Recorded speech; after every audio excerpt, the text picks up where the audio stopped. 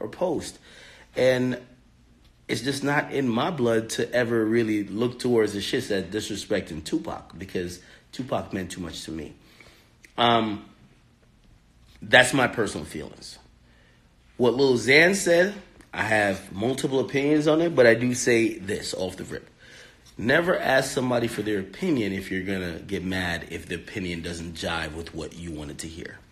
We all wanted to hear Lil Xan say, yo, Tupac is the great. I wanted Lil Xan to say, Tupac is the greatest. His music is amazing. His music meant so much. His music paved the way for me to be here. His music paved the way for other pioneers who influenced me to be here and shit. Even if I can't understand his music is so influential, and him as a person is so is such an icon within music that I could never ever speak negatively about it. But he didn't. He said, it's boring to me.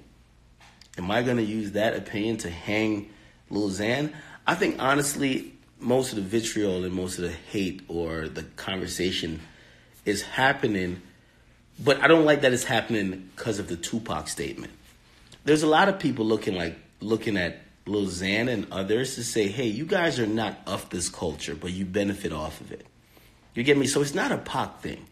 I think a lot of people say your name is Lil Xan, you're not African American, you almost look like you're Caucasian, and we all know that dynamic.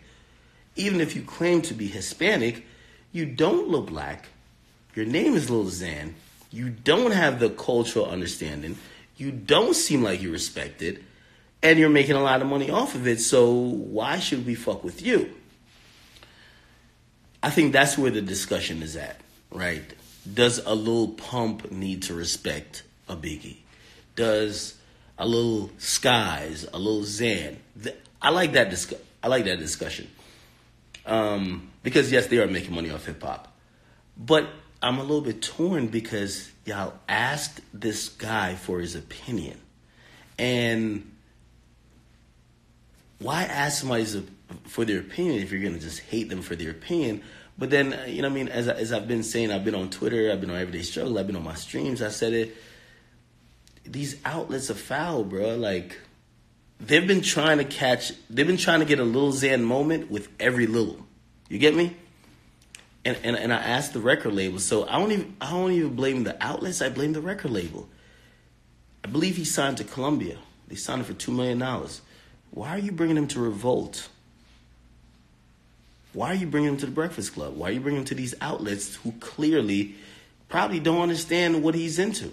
They don't understand that he appeals to 14-year-olds. Or they probably do, but they're saying, let's see how you could appeal to the adults. But you got to talk about Pac. The adults fuck with Pac. So what do you think about Pac? You get me?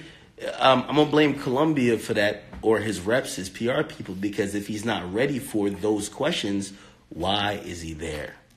You get me? That didn't do him no favors. Now he feels a certain type of way because he's getting a lot of hate. He says he doesn't want to do interviews. Now he can't promote as he normally would. Now he's in a little bubble and he's just only looking at his fans. That's not good for nobody, so I'm blaming the record label. I don't agree with his statement. To me, Tupac music is some of the most exciting shit I've ever heard. Shit, like, Tupac's life is the most exciting story I've ever heard. You get me? But that's me. I'm not telling everyone to think like me. We live in an age where people want your opinion to be theirs. There's rappers who are mad at me because my opinion is not theirs. I'm not given a law. I'm not saying unilaterally what I say goes. But you know what? Some people look at it. Akademiks talks to millions of people. And because of that, if his opinion isn't mine, I got problems with him. To each his own. And I'm not going to knock him for that either.